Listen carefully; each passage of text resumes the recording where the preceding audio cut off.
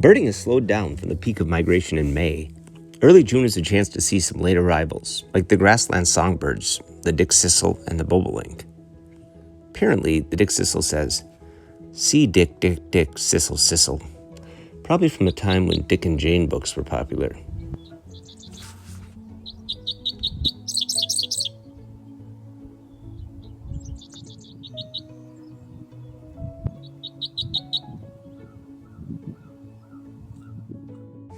I can't really hear it either. The bobolink just does some R2-D2 noises, so you can tell it's around. But you really have to scan the grass for the creamy nape or look for its white back when it's gliding.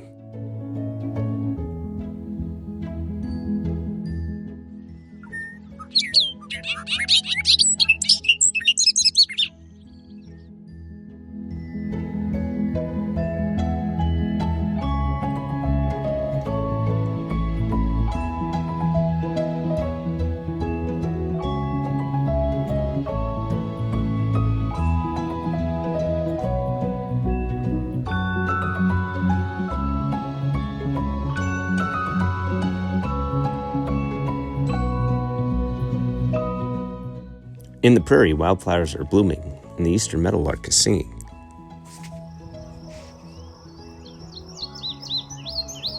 So are the indigo buntings. On the forest floor, and sometimes the road, there are wood thrushes.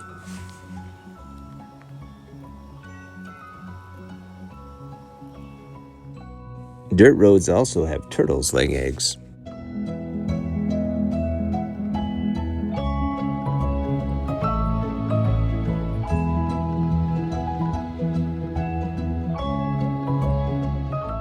Some bluebirds have already hatched, and food is being delivered.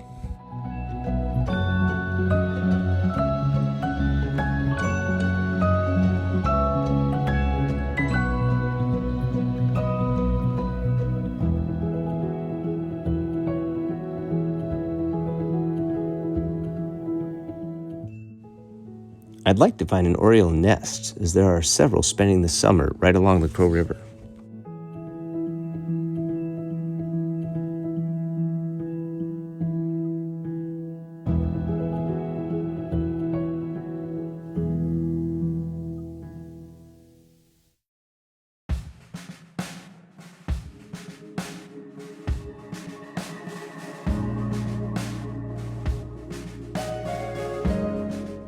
On any walk in the Crowhassan, you will hear the accelerating call of the field sparrow.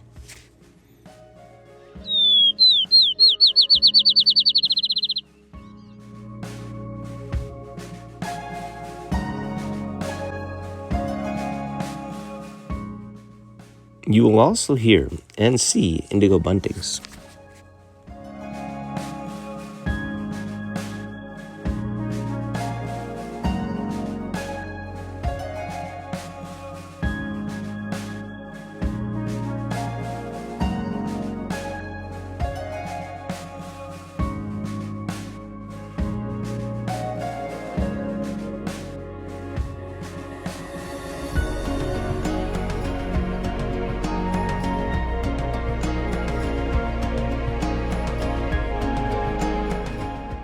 Sandhill cranes spend most of their day in cornfields, but you hear them flying over at sunset.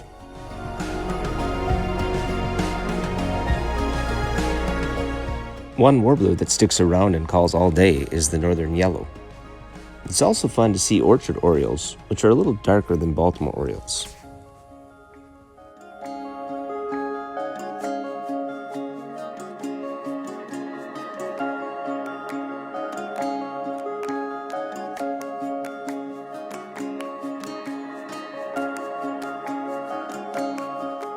Dragonflies are not eating the dirt on the road. They're getting minerals like sodium and potassium.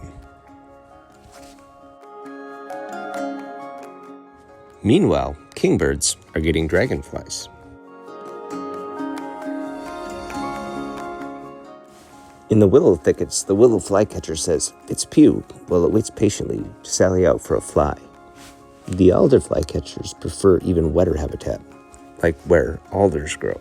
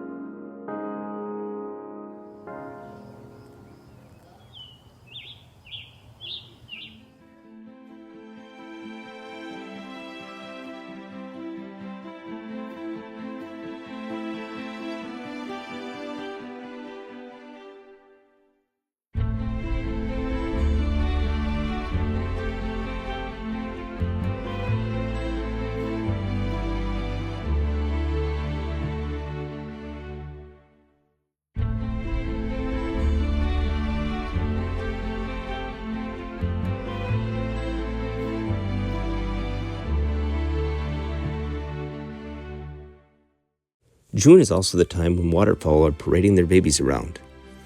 For ducks, the whole responsibility falls on the hen.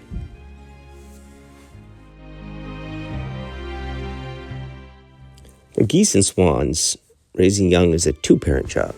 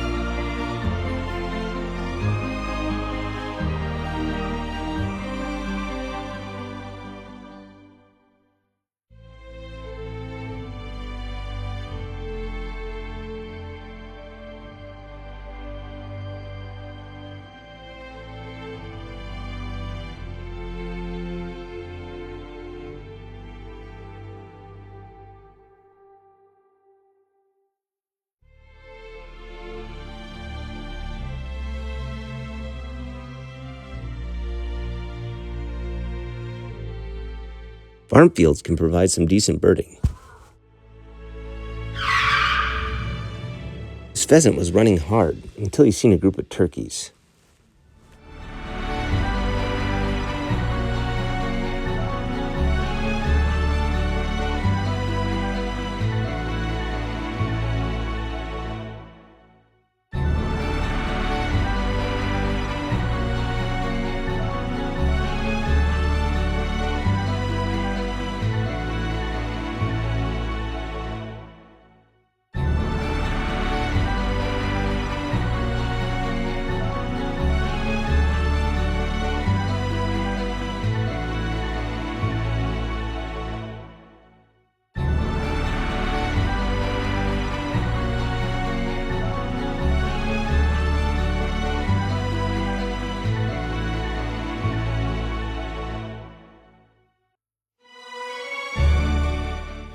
Pheasants use their wings as a backup plan.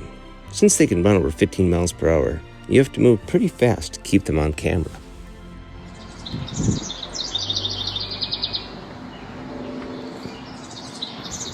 Our backyard is full of the sounds of the house wren, letting everyone know it's using one of the houses our neighbors put up on their fence.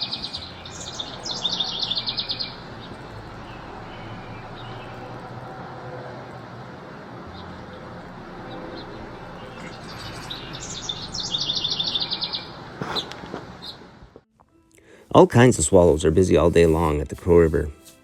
Here is the most boring of them all, the northern rough-winged swallow.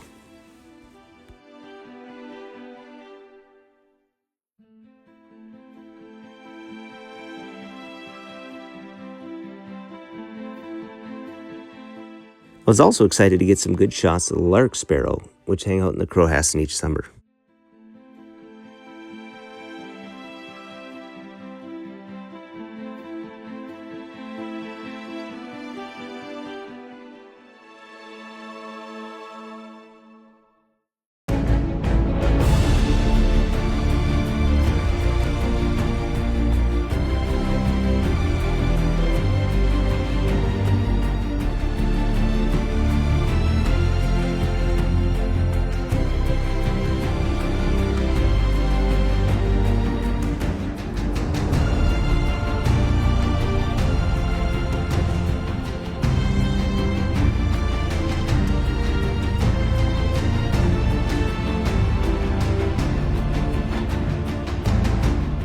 I've spent some time at Baker Park looking for least bitterns in the cattails. As is often the case with birding, there is always something to see, even if it's not what you came for. There's an osprey nest with at least one baby, so the parents are constantly fishing.